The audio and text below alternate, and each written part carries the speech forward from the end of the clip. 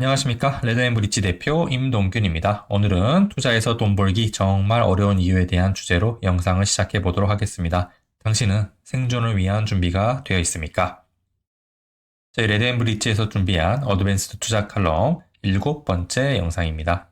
오늘의 컨텐츠 말씀드리도록 하겠습니다. 먼저 투자라는 행위의 본질에 대해서 말씀드리면서 시장이 복잡 계속성을 띠고 있고 이 복잡 계속성이 어떤 것을 의미하는지에 대해서 말씀드릴 예정이고요. 다음으로 위기 발생의 내재 원리에 대해서 살펴보면서 블랙스완과 멱함수 분포에 대해서 자세히 알아보도록 하겠습니다. 그리고 대재앙은 왜 발생하는지에 대해서 말씀드리면서 초임계 상태를 유발하는 인위적 개입이라는 주제를 통해 현재 시장 상황을 어떻게 분석하면 좋을지 고찰해 볼 예정이고요. 마지막으로 그럼에도 불구하고 우리가 가장 먼저 해야 하고 잊지 말아야 할 것이 무엇인지에 대해서 마무리하면서 말씀드리도록 하겠습니다. 자, 먼저 첫 번째, 투자라는 행위의 본질에 대해서 이야기 나눠보도록 하겠습니다. 투자 이야기하기에 앞서서 체중 감량이란 목표를 두고 한번 이야기 나눠보도록 하겠습니다. 체중 감량이 결코 쉬운 목표다 이렇게 얘기하려는 건 아니지만 그래도 적절한 시기를 조절하면서 뭐 운동도 하고 이러면은 감량하는데 그렇게 어렵지 않게 목표에 도달할 수 있다고 저희는 생각합니다. 왜 이렇게 생각하냐면 결국 체중 감량은 외부적 요소가 결과에 영향을 주지 않기 때문입니다. 외부적 요소라 하면 옆집 순이가 체중 감량을 한다고 해서 나의 체중에 영향을 전혀 주지 않는다 이런 것을 의미합니다. 즉 나하기에 달린 일이 바로 이런 체중 감량과 같은 목표이고요. 내가 열심히 하고 내가 제대로만 하면은 달성할 수 있는 목표이기 때문에 비교적 도달하기 쉬운 목표라고 이야기할 수 있겠습니다. 다음으로 성적 올리기라는 목표에 대해서 한번 얘기해 보도록 하겠습니다. 어느 정도 유전적 부분이 있겠지만 성적을 올리는 방법도 일정 부분은 체중 감량과 유사한 속성이 있습니다. 모든 활동 중에서 학업 활동을 최우선순위로 해서 최대한 열심히 공부한다면 아무래도 성적이 지난번보다 좀 올라갈 확률이 높겠죠. 그리고 자기가 부족한 점이 무엇인지 정확히 알고 그거를 보완할 수 있는 적절한 학습 패턴을 반복한다면 성적은 차츰차츰 올라갈 것이다 기대해 볼 수 있을 것입니다. 체중 감량과 약간 다른 것은 외부 변수가 성적에 어느 정도 영향을 준다는 것입니다. 먼저 내가 아무리 열심히 해도 나보다 더 잘하는 아이가 내 반에 있다면 아무래도 성적이 올라가는 속도가 느려질 수밖에 없겠죠. 그리고 시험 당일 컨디션과 운에 따라서 내가 공부한 부분에서 많이 나오면 성적이 올라갈 수도 있고요. 찍었는데 좀 더 맞을 수도 있고 이런 경우에는 내 노력이나 실력이나 무관하게 어느 정도 좀 우수한 성적을 받는 경우도 있겠고 그 반대의 케이스도 있을 것입니다. 그리고 내가 강점을 가지고 있는 입시 시스템의 변화가 만약에 나에게 온다면은 내 노력과 반대로 성적이 올라가는 게 조금 더 쉬울 수 있겠죠. 즉, 내 노력 말고도 외부 변수에 따라서 성적 올리기라는 목표에는 영향을 줄 수 있기 때문에 체중 감량과는 약간 다른 맥락으로 이해를 해야 되고 따라서 체중 감량보다 오히려 어려운 목표가 성적 올리기라 이렇게 생각해 볼 수 있겠습니다. 이런 논리를 바탕으로 투자 얘기 한번 해보시죠. 투자라는 것은 어떨까요? 투자는 겉으로 보기엔 굉장히 쉬워 보입니다. 시장은 상승 아니면 하락이고요. 우리는 그에 대응하는 방법은 결국 매수 아니면 매도밖에 없습니다. 마치 실행 방법이 홀짝 게임 맞추는 거랑 비슷하기 때문에 투자는 굉장히 쉬운 것이 아닐까 혹은 수행하기 쉬우니까 투자에 쉽게 생각하고 접근하는 경향성이 있는데요. 실제로 앞선 관점에서 우리가 살펴보면 외부 변수 영향이 굉장히 크기 때문에 투자는 엄청나게 어려운 활동이라고 저희는 생각합니다. 시장 상황과 분위기에 따라서 나의 투자 성과가 달라진다는 말은 무엇을 의미하는지 곰곰이 생각해 보면 내 노력과 내 성과가 전혀 연관이 없다는 것을 의미합니다. 내 노력과 내 통제로 결과를 만들어낼 수 없는 행위들은 아무래도 목표 달성적 측면에서 볼 때는 훨씬 어렵고 힘든 활동이라고 우리는 생각해야 마땅할 것입니다. 다시 또 이해를 돕기에 예를 한번 들어보겠습니다. 이분 모두 아실 거라고 봅니다. 바둑기사 이세돌 기사님이시죠. 제가 예를 들어서 바둑이 실력이 아마추어 레벨에서 초고수인 뭐 1급 혹은 아마추어 4, 5단이라고 가정하더라도 제가 이세돌 선수와 바둑을 둔다면은 100판 중에 한 판을 이길 확률이 절대로 없다고 장담할 수 있을 것입니다. 바둑은 운의 요소보다 실력의 요소가 굉장히 많이 좌우되는 게임이기 때문에 그렇습니다.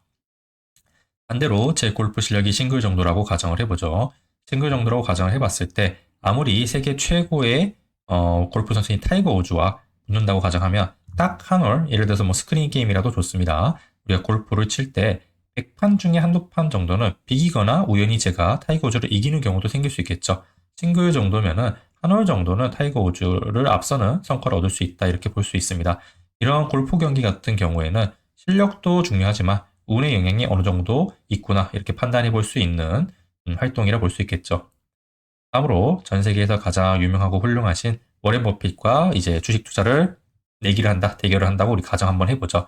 아마 우리나라 사람들과 워렌 버핏이 대결을 한다 가정했을 때 딱 1년 정도 워렌 버핏보다 높은 수익률을 거두어 보라라고 말했을 때 뭐 적어도 한 2, 30%의 투자자들은 워렌 버핏보다도 나은 성과를 거둘 수 있습니다. 충분히 가능한 일이고요. 그 말은 세계 최고의 투자 실력을 가진 워렌 버핏조차도 때때로 1, 2년 내 성과는 일반인들보다 못할 수 있다는 것입니다. 즉, 투자 실력과 결과가 전혀 매치가 되지 않는 거죠. 이런 부분들은. 운의 영역이 얼마나 많이 좌우되고 있는지 알 수 있는 것이고요. 우리는 앞으로 삶을 살아갈 때도 실력이 영향을 많이 끼치는 분야인지, 운의 영향이 많이 끼치는 분야인지를 꼭 이해를 하고 그에 맞는 전략을 준비해야겠습니다. 자, 왜 이런 속성을 띠는지에 대해서 이제부터 설명드릴 예정인데요. 우리 시장의 움직임은 복잡계의 속성을 따르기 때문에 그렇습니다. 복잡계라 하면 이제 다시 계속 앞으로도 말씀드리겠지만 이렇게 다양한 요소들이 서로 링크로 연결되면서 원인과 결과가 주고받으면서 상호작용을 하고 있는데 그 상호작용하는 과정에서 원인이 결과에 영향을 주고 결과가 다시 영향을 주는 과정을 계속 거치면서 끊임없이 변화하는 특성을 지니고 있습니다. 카오스계와 복잡계를 근데 헷갈리면 안 되는데요. 카오스, 즉 혼돈이란 건 어떤 것을 의미할까요? 특정한 패턴이나 법칙성을 아예 전혀 발견할 수 없으면 우리는 그것을 카오스라고 합니다. 당연히 이런 카오스계에 우리가 만약에 살고 있다고 한다면은 어떠한 것도 예측이 불가능할 것입니다. 그런데 복잡계는 이 카오스랑은 조금 다른 측면이 있습니다. 분명히 복잡계 속에는 의미 있는 패턴이나 일관된 원리, 원칙이 분명히 존재하고 있습니다. 다만 시스템을 구성하는 요소들이 계속해서 상호작용을 하면서 원인과 결과가 영향을 주고받으면서 끊임없이 변화하고 있기 때문에 어떠한 예측도 불가능하다는 점에서는 카오스와 비슷하다고 얘기할 수 있겠습니다. 자, 이런 기사들 한번 보신 적 있을 것입니다. 앞으로 어떻게 될 것이라는 예측성 기사 같은 거죠. 전망 기사. 뭐 올해 돈 벌고 싶으면 국내 주식해라든지 코스피 바닥이 근데 2,700이라 했다가 전망을 바꾸는 증권사 기사라든지 뉴욕 주가가 왜 하락하는지에 대해서 누군가 분석하는 기사라든지 주가 하락은 이제 어떤 의미로 해석을 해야 된다. 조정이다. 폭락은 앞으로 없다고 뭐 주장한다든지 주가 하락은 근데 다시 이제 시작해서 이제 지수 25%더 깨질 거다. 이런 전망을 한다든지 그리고 뭐 러시아 하락이 원인이 아니고 주가 폭락은 금리와 또 무관하다. 뭐 이런 식으로 얘기하는 기사라든지 여러분들께서는 수없이 많은 전망과 예측에 대한 기사 또는 방송들을 접하게 되실 텐데요. 이런 모든 것들이 사실 시장은 복잡계라는 속성을 이해하고 나면 전혀 하나도 의미가 없다는 것을 아시게 될 겁니다. 시장의 움직임에 대해서 원인을 설명하거나 예측하려는 시도는 모두 무의미하다는 것이 현재 복잡계 속성을 바탕으로 시장을 읽는 사람들의 관점이고요. 시장의 상승과 하락의 시점을 정확하게 예견할 만한 전조 증상이나 원인을 알 수 없다. 이것이 복잡계의 가장 핵심된 내용 중에 하나입니다. 그렇지만 이런 것들이 모두 완전히 카오스계가 아닌 이유는요. 시장의 움직임의 강도와 빈도 사이에는 일관된 통계적 유의성이 존재하기 때문입니다. 이것이 도대체 무슨 얘기를 하는 건지 잘 이해가 안 될 수 있는데 제가 여기서부터 자세히 풀어보도록 하겠습니다. 자, 위기 발생의 내재 원리로 이제 넘어가서 블랙스완과 역함수 분포에 대해서 말씀드리도록 할게요.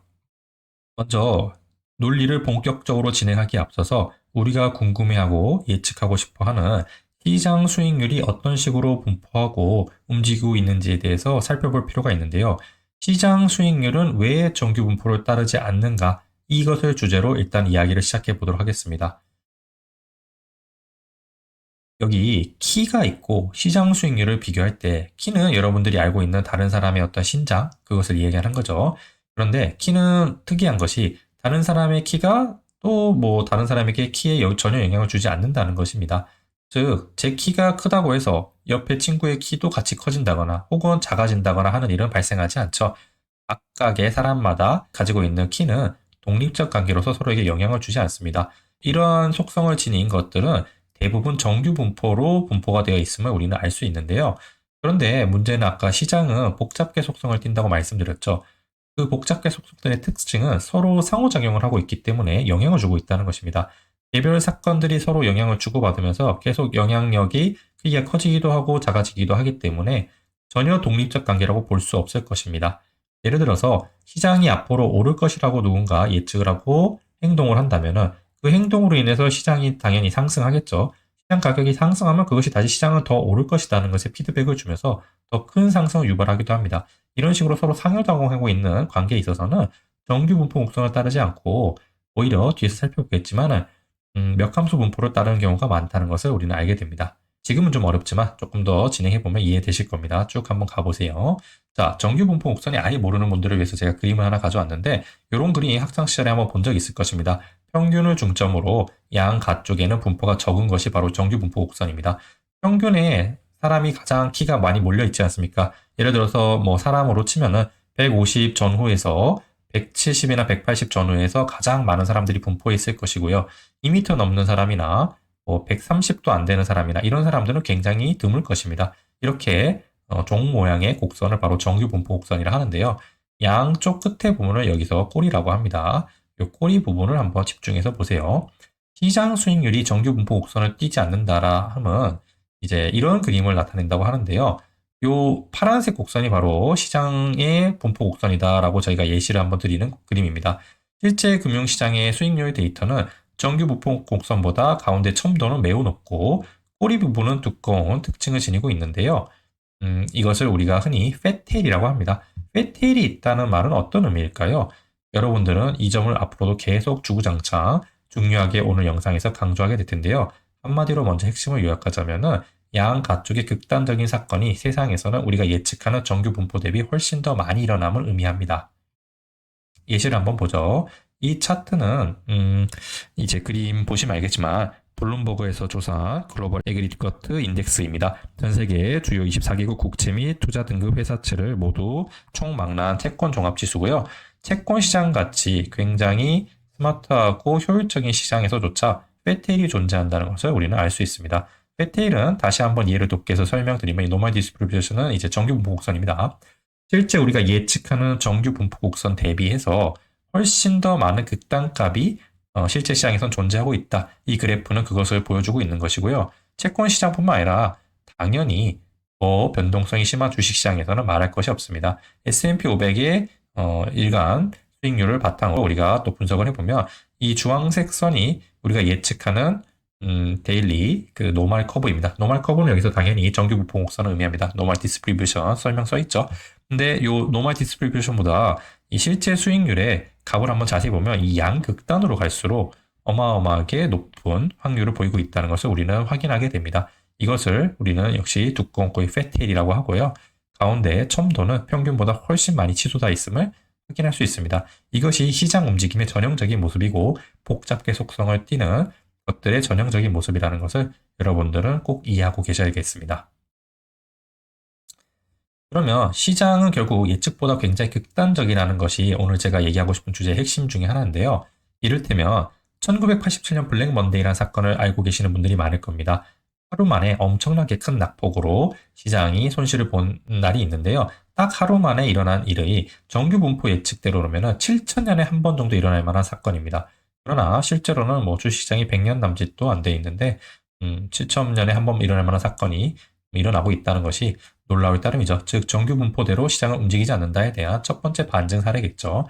그리고 다우지수 자체도 이제 분석을 해보면 우리가 정규 분포에서 예상한 것보다 약 2,000배 이상의 시세 변동이 나타납니다. 시장이 예측보다 훨씬 더 극단적으로 움직이거나 우리는 이 속성을 반드시 기억할 필요가 있습니다. 이런 부분에 대해서 핵심적으로 요약해서 가장 유명한 책은 바로 나심 탈립의 블랙스완입니다. 블랙스완이란 말 들어본 적이 있을 텐데요. 블랙스완 그대로 해석하면 검은 백조입니다. 새 이름 자체가 흰 백자가 들어가는 백조인데 검은 백조라는 게 좀 의아하다 생각할 수 있는데 검은 백조라 하면 이제 유럽의 사람들이 호주, 오스트레일리아에서 검은색 백조를 보기 전까지 모든 백조는 다 하얀색이라고 믿고 있었습니다. 그러나 오스트레일리아에서 검은 백조를 발견한 순간 더 이상 모든 백조는 백조가 아니게 된 진리가 생기게 된 거죠. 우리는 앞서서 백조만 보았을 때는 이런 블랙스완을 전혀 예측할 수 없었기 때문에 블랙스완은 이런 예상치 못한 사건이 발생했을 때를 비유하는 용어로서 자리매김하게 되었는데요. 과거의 경험으로는 존재할 확률이 거의 0에 가까운 극도로 낮은 확률의 사건이 발생했을 때 우리는 블랙스완 사건이 발생했다. 이렇게 이야기하곤 합니다. 이 블랙스완 사건의 특징은 예측이 전혀 불가능하고 한 번 발생했을 때 어마어마한 충격을 주면서 기존의 패러다임을 완전히 바꾸기도 한다는 것입니다. 그러면 이런 블랙스완이 발생하는 데는 어떤 규칙성이 있을까요? 이 부분에 대해서 한번 살펴보도록 하겠습니다. 아까도 계속 얘기 드렸지만 시장의 상승과 하락 시점을 정확하게 예견하거나 임계 시점은 우리는 알 수가 없습니다. 그것이 바로 복잡계의 속성이기 때문에 그렇고요. 아마 계속 얘기 드렸듯이 시장의 움직임의 강도와 빈도 사이에는 일관된 통계적 유의성이 존재합니다.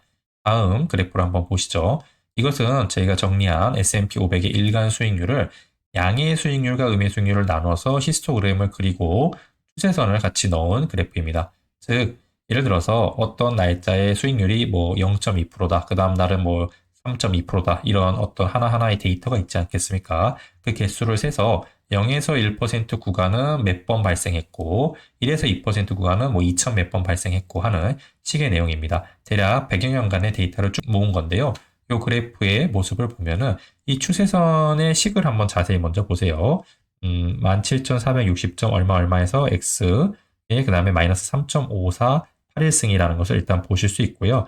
R 제곱값은 0.9810 이렇게 나오는데 R 제곱값이 1에 가까울수록 이 추세선이 이 히스토그램 그래프의 움직임을 잘 설명해주고 있다는 걸 의미합니다. 즉 거의 1에 가깝기 때문에 이 추세선이 이 히스토그램 값을 잘 설명해주고 있다. 이렇게 이해하시면 됩니다. 자, 요 양의 수익률 빈도 및 추세선을 저희가 로그 그래프로 모두 바꿔보면 이렇게 나타낼 수 있는데요. 이 보다시피 점이 찍힌 실제 데이터와 추세선 그래프를 잘 살펴보면 거의 일정하게 예측 가능한 수준의 추세선이라는 걸 확인해 보실 수 있고요. 음의 수익률도 마찬가지입니다. 음의 수익률이 발생한 구간만 따로따로 저희가 개수를 세서 만든 히스토그램 차트에 똑같이 추세선을 한번 엑셀 기능을 활용해서 나타내 본 것이고요. R제곱값 보시면 거의 1에 가깝기 때문에 이 추세선 공식에 따라서 히스토그램 데이터가 움직이고 있다. 이렇게 볼 수 있겠죠. 똑같이 로그 그래프로 나타내 보면 다음과 같이 일관되게 예측이 가능한 추세선이 발견되구나 확인해 볼 수 있고요. 이 그래프를 보여드리는 이유는요. 이 시계의 모습을 우리가 잘 관찰해 보면 이것이 몇 함수의 모습을 띈다는 것입니다. 몇 함수가 무엇인지 잘 모르는 분들을 위해서 제가 하나 보여드리면 이런 모양의 그래프를 우리가 다 몇 함수라고 합니다. 몇 함수는 결국 이 자승으로 올라가는 그래프입니다. y는 ax n승의 모양으로 나타내는 것을 우리가 몇 함수라 하고요. 이 몇 함수를 따르는 여러 가지 자연현상과 법칙들이 있는데 세균이 번식하는 방법이라든지 지진이나 산불이 강도와 빈도를 나타내는 부분이라든지 전쟁도 마찬가지고 그리고 이미 요새는 좀 사그러든 얘기지만 우리 더 옛날에는 무어의 법칙이라는 것이 한때 회자되는 적이 있었죠. 반도체의 그 발전 속도 혹은 반도체의 능력이 뭐 2년에 한 번씩 2배가 된다든지 이런 식으로 자승으로 올라가는 모든 것을 우리 멱함수라고 얘기합니다. 자, 그러면 멱함수 분포의 내재된 의미가 어떤 것인지 하나씩 살펴보도록 하겠습니다. 시장은 만약에 정규 분포를 따르게 된다면 완전히 랜덤하게 움직인다 판단할 수 있지만 멱함수 분포를 따르게 된다면 완전한 랜덤 워크로 움직이는 건 아니구나라는 것을 우리는 먼저 이해할 수 있습니다. 랜덤 워크라면 그냥 시장 수익률이 무작위적이라는 걸 의미하는 건데 그렇게 무작위적으로 움직이지 않다가 멱함수 분포를 나타내는 시장의 속성이라고 얘기할 수 있겠습니다. 즉 시장은 완전히 예측 불가능한 카오스계도 아니지만 정규 분포를 그렇다고 따르지도 않는 복잡계이다. 이게 멱함수 분포에서 우리가 알아야 될 내용이고요. 멱함수 분포에 내재된 또 다른 의미는 극단값이 더해 자주 발생하는지에 대한 설명을 해준다는 것입니다. 정규 분포 대비 멱함수 분포에서 극단값이 매우 자주 발생하는데요. 예를 들어서 이런 사건을 우리는 앞에서 블랙스완이라고 얘기를 드린 바 있습니다. 조금 자세한 예를 하나 들어보겠습니다. S&P 500이 하루에 6% 이상 하락하는 케이스를 모두 다 모아보면 정규 분포로 우리가 만약에 이걸 예측한다면 4천년에 한 번 정도 있을 만한 일입니다. 즉 우리 생에서 한 번도 보기 어려운 수준으로 아주 드문 일이다라고 정규 분포에서는 예측을 하고 있는데요. 그렇지만 실제로 우리가 데이터를 쭉 관리해서 통계를 내보면 2년에 한 번 정도는 발생한 수준의 변동성입니다. 즉 정규 분포의 예측보다 어마어마하게 높은 변동성을 보여주고 있는 건데 예상보다 2000배 이상 자주 발생한다 볼 수 있겠죠. 이런 것들을 멱함수 분포라고 우리가 얘기했을 때는 충분히 예상 가능하다 이렇게 볼 수 있다는 점입니다. 또 멱함수 분포에서 가장 중요한 내용 중에 하나가 큰 것은 드물고 작은 것은 빈번하게 나타난다는 것입니다. 그런데 이 의미를 우리가 절대로 헷갈려서는 안 되는 게 큰 사건일수록 드물다는 이야기가 멱함수 법칙에서는 큰 사건이 안 일어날 것 같다, 잘 일어나지 않는다 이런 것을 의미하는 것이 아니라 큰 사건이 반드시 일어난다고 봐도 좋다라는 것이 핵심이라는 것입니다. 그러니까 어떤 의미로 해석하면 좋냐면요. 정규 분포 대비해서 큰 사건이 자주 발생하기 때문에 결국에는 우리는 큰 사건이 반드시 일어난다라고 보는 것이 몇 함수 법칙의 의미다. 이렇게 이해하시면 된다. 이런 것이 이제 이 책에서 나온 내용이고요. 다음으로 논문을 한번 좀 보도록 할게요. Scaling of the Distribution of Price Fluctuation of Individual Company. 뭐 이거 해석을 해보면 개별 기업의 가격 변동 분포에 대한 스케일링, 뭐 측정을 한번 해보았다라는 논문이 있습니다. 자, 이런 몇 함수 분포를 따른다거나 뭐 블랙스완 얘기를 한다거나 이런 것이 저희 레더앤 브릿지에서 얘기하는 특이한 얘기가 아니라 이미 논문으로 다 검증된 내용이라는 것을 저희가 보여드리고자 합니다. 경제 물리학의 대부인 유진 스탠리가 보스턴 대학 동료들과 91년에 발표한 논문이 바로 이 논문이고요. 이 논문에서 말씀드린 바에 따르면 미국의 1,000개 기업에 대해서 2년간의 5분 데이터와 16,000개 기업에 대한 35년간의 일간 데이터를 분석해 보았을 때 수익률의 분포가 패테일이 존재하고 그 패테일은 몇 함수 분포를 보인다가 이 논문의 주 결론입니다. 즉 제가 앞서서 계속 얘기 드렸던 패테일과 몇 함수 분포는 저 혼자만의 얘기가 아니라 이미 다 검증된 내용이고 그 내용은 이미 90년도에 다 발표된 내용이라는 얘기입니다. 그리고 이런 연구 결과의 원형이 가장 전설적인 논문이 바로 이건데요. The Variation of Certain Speculative Prices. 이 논문도 저희가 해석해 놨습니다. 투기적 가격의 변동성이라고 제가 해석을 해놨는데 1963년에 망레브로란 분이 발표한 전설적인 논문입니다. 제 개인적인 생각에는 투자 역사상 가장 중요한 논문 중 하나가 아닐까 생각하는데요. 이 논문은 기회가 되면 한번 자세히 읽어보시는 걸 권장이 드리는데요. 여기서 몇 가지만 다뤄보겠습니다. 이 논문에서는 면화 가격에 대해서 다루고 있는데요. 면화 가격률의 수익률의 분포가 정규 분포가 아니라 페텔 현상을 나타내는 급천 분포라는 것을 처음으로 주장한 논문입니다. 그 이전까지 그리고 지금 현재까지도 가격 데이터를 정규 분포로 따를 것이라고 예측하고 있는 모델이 많은데 실제로는 이 급전 분포라는 것을 이 시기에 이미 처음으로 얘기한 것이죠. 그리고 수익률 분포가 양쪽 꼬리 부분으로 갈수록 몇 함수 법칙으로 나타난다는 것을 처음으로 이 논문에서 주장을 했습니다. 앞서서 보여드린 유진 스탠리의 91년도 논문도 이 논문을 바탕으로 해서 발표된 논문이라 봐도 되고요. 관련된 모든 후손 연구들의 원형이 바로 여기에 있습니다. 즉, 우리가 여기까지 내용을 살펴봤을 때 투자라는 행위의 본질이 무엇인지 한번 다시 정리해 볼 필요가 있겠습니다. 투자는 내 자신의 실력과 노력보다 운에 의해서 성과가 좌우되는 활동이다. 이것을 먼저 꼭 기억하셔야 될 것이고요. 다음으로 운에 의해서 좌우된다는 것은 결국 투자라는 속성에 있어서 시장의 움직임의 결과가 영향을 받는다. 이렇게 보시면 맞겠죠. 그러면 이 시장 움직임을 어떻게 우리는 해석해야 되느냐? 시장 움직임은 복잡계의 속성을 나타내기 때문에 복잡계 속성은 어떤 것을 의미하느냐 하면은 시장을 구성하는 요소나 사건들이 계속 상호작용하기 때문에 어떠한 예측이 무의미하다는 것입니다. 우리가 예측의 힘을 쓰고자 한다면은 즉 시장에 패배할 수밖에 없다. 다른 말로 얘기하면은 이렇게 해석할 수도 있겠죠. 그리고 또 하나 중요한 속성 중에 하나가 시장은 아주 극단적인 시세 변화가 자주 발생한다는 것입니다. 그리고 이 확률은 정규 분포에서 예상하는 확률보다 훨씬 더 높은 몇 함수 분포로 따른다. 이것이 지금까지 제가 얘기하고 싶었던 주제이고요. 그러면 여기서 잠깐 그 몇 함수 분포로 따른다는 점을 전제로 두고 대재앙은 왜 발생하는지에 대해서 이야기 나눠보도록 하겠습니다. 일단은 지난 10여 년간의 시장 상황을 한번 고찰해 보도록 하겠습니다. 미국 시장은 역사적으로 보아도 한동안 유례 없이 긴 강세장을 보냈습니다. 우리가 데이터를 한번 보죠. 이 데이터는 이제 신영증권 리서치 자료에서 제가 발췌한 내용인데요. 미국 증시의 역대 강세장을 제가 다시 편집해서 만들어 본 데이터입니다. 여기 중앙은행 초저금리 시기 보면 2009년부터 2021년 보이실 겁니다. 역대로 이렇게 긴 S&P 지수 상승률과 상승 계열수를 기록한 해가 없구나라는 걸 우리가 확인할 수 있습니다. 우리는 정말 역대급의 강세장에 그동안 있었던 것이죠. 그런데 이런 역대급 강세장의 원인이 어디에서 비롯되었는지에 대해서 한 번씩 생각해 볼 필요가 있는데요. 2008년 금융위기 이후에 연준은 계속 그 큰 금융위기가 발생하기 이미 그 직전에 선제적으로 시장에 비교적 자주 개입하는 정책을 고수해 왔습니다. 이렇게 시장에 비교적 자주 개입을 하다 보니까 시장이 올라갈 때 기업의 수익성 부분이 개선돼서 물론 올라간 부분도 있을 것입니다. 그런데 또 한편으로는 연준이 발행한 천문학적 유동성이 시장을 떠받치는 역할을 했다고 보셔도 무방할 것입니다.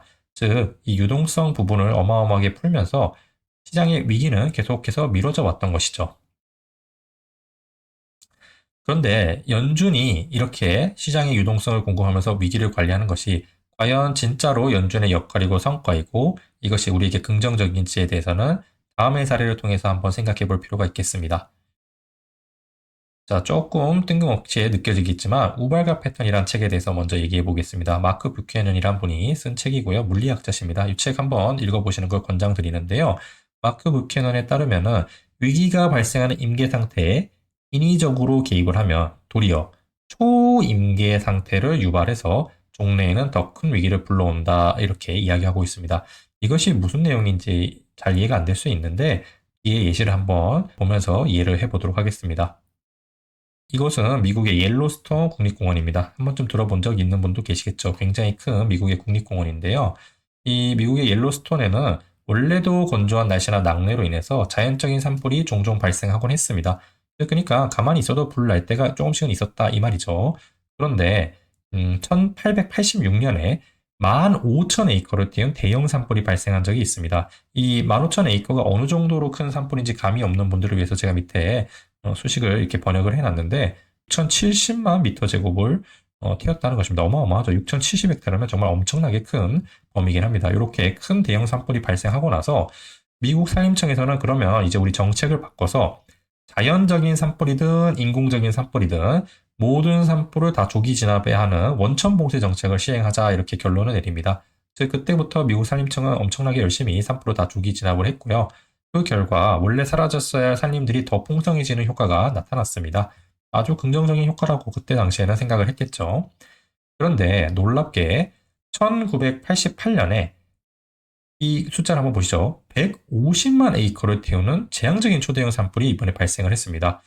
잔불을 계속 끄는 관리를 쭉 해오다가 실수로 이제 진화가 다 됐다 생각하고 산림청 직원들이 퇴근을 했는데 퇴근한 직후에 불씨가 되살아나면서 어마어마하게 초대형 산불로 발전을 한 것인데요. 이것이 어느 정도 범위냐면 우리가 기억하실지 모르겠지만 2019년에 강릉하 고속초에서 큰 산불이 있었습니다.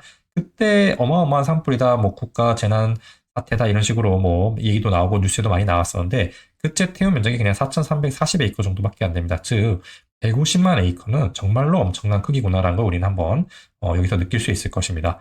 그럼 이렇게 왜 대량적인 초대형 산불이 일어나게 됐을까요? 도대체 원인이 무엇인지에 대해서 마크 굿피에는 이렇게 설명하고 있습니다. 원래 작은 산불이 이제 산림에 피해를 주기는 했지만 그 과정에서 긍정적인 효과가 있었다는 것이죠. 나무가 너무 빽빽하지 않게 해주고 죽은 나무, 장가지, 풀, 낙엽들이 이제 불이 나면서 조금씩 치워지고 없어지는 효과를 그동안 계속 했던 것이 이 작은 산불의 역할이었는데 사람이 인위적으로 개입을 해버리니까 이런 순환이 깨지고 나무들이 당연히 점점 더 풍성해지고 많아질 것이고 그리고 이런 불에 탈 수 있는 연료가 되는 죽은 나무와 장가지들, 풀, 낙엽들이 계속 퇴적이 되면서 일로스톤 공원 전체에 쌓였을 것입니다. 그러니까 작은 산불이 어마어마하게 큰 초대형 산불로 번지는 대재앙이 발생했다. 이렇게 이야기하고 있는 것이죠. 즉, 원래도 작은 산불과 같은 임계 상태에 도달했을 때 발생하는 사건으로 인해서 시장이나 어떤 자연환경이 균형을 맞추고 있는 상태에서 인위적인 개입을 통해서 그 임계 상태가 뒤로 미뤄지기 때문에 초임계 상태를 유발하게 되고 초임계 상태에 도달했다가 마침내 그 임계 상태가 무너지게 됐을 때 발생하는 재앙은 우리가 예측한 몇 함수 법칙보다도 더 큰 재앙으로 발전할 수 있다. 이것이 마크 부키겐의 설명입니다. 자, 여기까지 우리가 생각을 해봤을 때 조금 더 이해를 돕기 위해 제가 숫자를 몇 개만 보여드릴게요. 예를 들어서 몇 함수 분포를 그대로 따른다면 이런 것을 의미합니다. 1에이커를 태우는 산불은 1년에 10번 발생한다. 그리고 10에이커를 태우는 발생 1년에 1번 발생한다. 그리고 100에이커를 태우는 산불은 10년에 1번 발생한다. 이렇게 일정하게 피해 정도, 강도와 빈도가 지수 그래프를 나타내는 것이 바로 몇 함수 분포인데요. 계산을 이런 식으로 가정을 해보면 10,000에이커를 태우는 산불은 당연히 1000년에 한 번 발생을 해야 될 것이고요. 이렇게 100만 에이커를 태우는 산불은 뭐 10만 년에 한 번 발생해야 됩니다. 10만 년에 한 번 발생하는 산불이 근데 발생을 한 게 정말 놀라운 일인 거죠. 잘 생각을 해보시면은 1886년, 1500년 만에 한 번 일어날 만한 산불이 발생했다면은 100년밖에 지나지 않았는데 15만 년에 한 번 일어날 만한 산불이 또 생겼다. 이것이 과연 운이고 정말 재수가 없어서 일어난 일일까? 이렇게 생각을 했을 때는 제가 보기에는 이게 우연이라기보다도 마크 부케는 설명이 맞지 않을까? 초임계 상태를 우리가 유발했다는 것이죠. 즉 너무 빈번한 인위적 개입이 산불을 발생하는 임계 상태를 앞서서 이야기했듯이 지연을 시켜서 초임계 상태를 만들고 그 초임계 상태가 무너졌을 때는 더 큰 재앙으로 돌아온다. 이것이 마크 부캐넌의 이야기였던 것입니다. 이것을 연준의 정책에 다시 한번 대입해서 생각해 볼 수 있겠습니다. 우리가 현재 시장 상황을 한번 생각을 다시 해볼게요. 지금 시장 상황이 스태그플레이션이나 초인플레이션의 전조 상태인지 혹은 앞서서 제가 계속 얘기 드렸던 역함수법칙상 양극단에 있는 블랙스완이나 혹은 과거에 겪었던 대공황에 비교될 만한 위기의 초입 단계인지 그리고 그것들이 발생을 한다면 무엇 때문에 발생을 하고 왜 발생하고 언제 발생하는지 아니면 이런 것 전혀 위기가 아니고 이제부터 앞으로 바닥을 찍고 반등해서 솟아날 타이밍인지에 대해서 우리 시장은 복잡계 속성을 띠고 있기 때문에 전혀 예측할 수 있는 것은 없습니다. 즉, 이 시장이 점점 좋아질지 나빠질지는 전혀 우리는 알 수가 없지만은 우리가 한 가지 생각해 볼 수 있는 것은 만약에 연준의 시장의 작은 위기들에도 자주 재입한 정책 탓에 지금 시장의 위기가 미뤄져 왔던 것이라면은 꼭 지금이 아니더라도 언젠가는 그 미뤄져 왔던 만큼 이전과 비교할 수 없을 정도의 큰 규모의 위기가 확률적으로 발생할 수 있다. 이것이 우리가 이상의 내용들을 바탕으로 추론해 볼 수 있는 내용일 것입니다. 자, 이상의 내용을 쭉 듣고 나서 결국 그러면 우리가 무엇을 해야 되는지에 대해서 궁금할 수 있는데 그 점에 대해서 한번 이야기 나눠보도록 하겠습니다. 자, 이것은 미국의 S&P 500의 1901년부터 2020년까지의 연수익률을 나타낸 그래프입니다. 누군가는 이 그래프에서 긍정적인 신호를 읽을 것이고 누군가는 이 그래프에서 부정적인 신호를 읽을 것입니다. 긍정적인 신호는 이렇게 보시면은 큰 하락 뒤에는 큰 상승이 있었다. 이런 식으로 우리는 항상 시장을 바라볼 수 있겠죠. 그리고 2년 연속 무너진 해가 그 긴 100년의 세월 동안 겨우 5번밖에 없었다는 것입니다. 즉, 한 번 빠지면 한 번은 오를 거야. 이렇게 생각할 수 있고요. 결국 장기 우상향 하지 않았습니까? 즉, 시장을 긍정하고 낙관하는 분들의 입장에서는 시장은 결국 항상 우상향 할 것이고, 침체 뒤에는 꼭 성장했고, 2년 연속 떨어진 애가 결국 5번밖에 없었으니까, 긍정적으로 보면 되지 않을까? 이렇게 생각하시는 거죠. 옳은 방향이라고 저는 생각합니다. 그렇다고 다른 방향이 틀렸다 이건 아닌데요. 반대의 관점에서 한번 생각해 보면 이렇게 큰 상승 뒤에는 큰 하락이 계속 있었구나라고 다른 관점에서 시장을 보시는 분도 계실 겁니다. 특히 이런 대공황이나 2차 세계대전, 그 다음에 오일 쇼크 있었던, 그리고 금리가 상승했던 초인플레 시기, 그 다음에 닷컴 버블, 리만 브러더스 시절 같이 시장이 과열되면 어김없이 낙폭이 생기고 그 낙폭의 크기는 생각보다 엄청 크고 회복 기간이 오래 걸린다. 이런 관점을 통해서 조심해야 된다. 이렇게 보시는 분도 계시겠죠. 이건 역시 맞는 관점일 것입니다. 결국 여기서 추구해야 될 내용은 블랙스완이나 패테일은 자산의 하락뿐만 아니라 상승에도 똑같이 적용된다는 것입니다. 우리는 이 블랙스완 중에서 좋은 블랙스완은 우리에게 이용할 수 있게끔 포트폴리오를 설계하고 나쁜 블랙스완은 대비할 수 있게끔 우리가 포트폴리오의 하락과 리스크 관리를 해야겠죠. 조금 더 디테일하게 살펴보죠. 자, 우리가 가장 먼저 해야 될 일이 뭔지 한번 찬찬히 정리해 보도록 합시다. 좋은 방향의 블랙스완이 등장하면 아까 말씀드렸듯이 그 혜택은 누려야 될 것이고요. 부정적인 블랙스완이 닥치면 최대한 손실을 제한할 수 있도록 우린 평소에 대비를 해야 될 것입니다. 그리고 이런 블랙스완을 누구보다 잘 이용할 수 있도록 포트폴리오를 설계하는데 최선을 다해야 됩니다. 왜 그러냐면요. 단 며칠의 성과가 우리의 투자 성과를 좌우할 수 있기 때문에 그렇습니다. 아까 역함수 법칙에서 제가 얘기 드렸듯이 작은 것은 빈번하게 일어나고 큰 것은 드물게 일어난다. 그러나 반드시 정규 분포 대비해서 높은 확률로 발생한다. 이 얘기했던 거 기억날 것입니다. 즉, 큰 사건이 드물다는 것. 그 드문 사건이 우리 근대 포트폴리오의 성과를 결정한다는 것입니다. 제가 몇 가지를 예시를 들어보겠습니다. 15년 동안 독일 증권 시장에 만약에 투자를 했다면 2013년 기준으로 연 7%의 수익을 거둘 수 있었습니다. 근데 만약에 최적의 투자 시기, 그러니까 제일 많이 상승했던 시기 열흘을 놓치면 1.7%밖에 수익을 거두지 못했고요. 40일을 놓치면 오히려 8% 손실을 보았습니다. 전 세계 증권에 똑같이 투자했을 때는 연 6% 수익을 거뒀고요. 투자 최적의 시기를 열흘 놓치면 2% 수익, 만약에 40일 놓치면 도리어 4% 손실을 보았습니다. 이상의 내용은 부자들의 생각법이란 책에서 발췌한 것인데요. 제가 추가로 S&P 500을 가지고 또 계산을 해보았습니다. GSBC는 이제 S&P 500이 추종하는 지수인데요. 28년 1월부터 22년 5월 18일까지 데이터를 쭉 분석해 보았을 때 만약에 여러분들이 계속해서 투자를 했다면 CAGR은 5.89%고 MD는 마이너스 86.19%입니다. 대공황 때입니다. 그리고 최적의 투자 시기에서 열흘을 놓쳤다면 여러분들이 CAGR은 4.65로 떨어지고 MD는 90%로 올라갑니다. 그리고 최적의 투자 시기 40일을 놓친다면 투자 성과는 2.14%로 반토막도 더 나고요. 당연히 MDD는 뭐 98%인데 이 정도면 뭐 거의 뭐 망했다고 봐야겠죠. 그래서 이런 식으로 이제 우리 결과를 확인해 볼 수 있고요. 반대로 최적 투자 시기를 놓친 게 아니라 최악의 투자 시기를 피했다고 가정해보죠. 열흘을 만약에 피했다면은 CAGR은 급상승합니다. 7.13%로 올라가고 MDD는 81.33으로 줄고요. 최악의 투자 시기 40일을 피했을 때는 CAGR은 9.84%입니다. 많이 상승하죠. MDD도 마이너스 74.7로 좀 더 안전적인 포트폴리오로 변했음을 확인할 수 있습니다. 즉 여기서 우리가 생각해 봐야 될 점이 40일이라고 하면은 지난 28년부터 현재 22년까지 약 0.17% 정도 됩니다. 전체 투자 기간 중에서. 그 아주 작은 기간에서 드물게 일어나는, 그렇지만 반드시 일어나는 그런 큰 사건들이 실제 포트폴리오 성과에서는 어마어마하게 영향을 주고 있다는 것입니다. 앞서서 얘기했던 것도 한번 이용해 볼게요. 큰 사건일수록 드물다는 것, 그것이 멱함수 법칙의 속성이라는 인상을 준다. 그러나 사실은 그 반대다. 큰 사건이 반드시 일어난다고 보아도 좋다는 것, 이것이 핵심이다 라고 멱함수 법칙에 대해서 설명하는 버스트란 책에서 이야기하고 있고요. 결국 드물게 일어나지만 반드시 일어나는 그런 큰 일들이 정말 중요한 영향을 끼친다. 여러분들이 이 영상을 통해서 알아가야 될 부분의 핵심이 바로 이것입니다. 드디어 결론으로 왔습니다. 좀 내용이 장황했는데 정리 한번 해볼게요. 투자가 어려운 이유가 뭘까요? 생각 한번 해보죠. 지금까지 있던 이런 모든 내용들을 다 이해하고 이러한 점들을 모두 다 고려해서 포트폴리오를 운영해도요. 계속 얘기 드리지만 운이 안 따라주면 몇 년간 손실 볼 수 있습니다. 그만큼 운의 비중이 정말 큰 활동이 바로 이런 투자라는 활동이고요. 만약에 근데 이런 것들을 전혀 모르고 오늘 처음 들어봤거나 낯설고 리스크에 많이 노출된 포트폴리오라면 어땠을까요? 지난 긴 세월 동안에 너무 많은 리스크에 노출된 수많은 전략가 포트폴리오들이 시장에서 패배하고 사라졌을지는 안 봐도 짐작해 볼 수 있지 않나 저희는 생각하고 있습니다. 자, 그러면 우리는 어떻게 해야 될까요? 시장의 속성을 먼저 충분히 이해해야 됩니다. 시장의 속성은 아까 앞서서 제가 복잡계라 얘기 드렸고, 복잡계는 서로 원인과 결과, 그 다음에 시장을 구성하고 여러 가지 요소들이 상호작용을 하고 있기 때문에 예측이 불가능하다는 것입니다. 다만 예측이 불가능하다 하더라도 일정한 패턴이나 일관된 규칙은 존재하고 있습니다.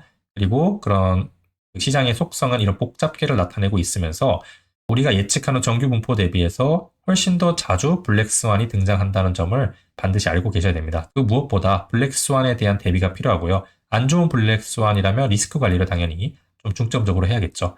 그리고 여러분들께서 정말 제대로 된 포트폴리오를 설계해서 운영하고 있다고 하더라도요. 운에 의해서 많은 것이 좌우되니까 성과 평가의 기준을 단기적 관점이 아니라 장기적인 관점으로 성과를 평가해야 맞을 것입니다. 즉, 임계 시점에 대한 예측에 힘쓰지 마세요. 앞으로 시장이 하락할지 올라갈지 뭐 앞으로 어떻게 변화할지 원인은 무엇인지 이런 것에 힘쓰는 것보다는 여러분들이 신경 써야 될 것은 이 블랙스완 등장 가능성을 충분히 고려해서 확률적 우위가 있는 포트폴리오를 구성하고요. 리스크 관리가 되는 포트폴리오를 구성해야 됩니다. 그리고 이런 부분들의 최우선순위를 두고 장기적 시각으로 계속해서 일관된 투자를 이어나가신다면 여러분들은 결국에는 시장에서 승리하고 좋은 성과를 거둘 수 있을 것이라 저희 레드앤브리지는 확신합니다.